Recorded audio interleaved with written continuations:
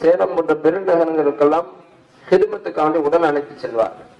இப்படி போகிற பொழுது சென்னையில ஒரு அலுவலகத்துக்குள் நாங்களும் ஹசரத் 2 பேரும் சேர்ந்து அப்படி உள்ள நுழைகிறோம்.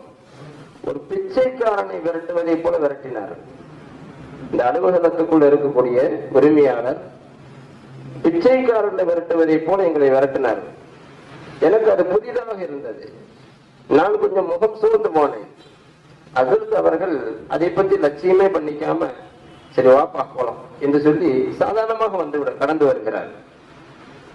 அப்படி தன்னுடைய கௌரவமும் அந்தஸ்தும் சாதாரணமானது அல்ல என்பது ரப்புக்கரியும். ஆனால் பிற மக்களுடைய இந்த தூண்டுதல் இவர்களுடைய நடவடிக்கைகளை கூட கொஞ்சம் கூட பொருட்படுத்தாமல் ஹசரத் அவர்கள் பெரும் முயற்சி செய்து மதரசாவை உருவாக்கி சென்றவர்கள். ஹசரத் அவர்களை நினைத்து பார்ப்பதற்கு இன்று சமுதாயம் இருக்கிறதா இல்லையா என்பதை பற்றி ஹசரத் அவர்கள் லட்சியம் பண்ண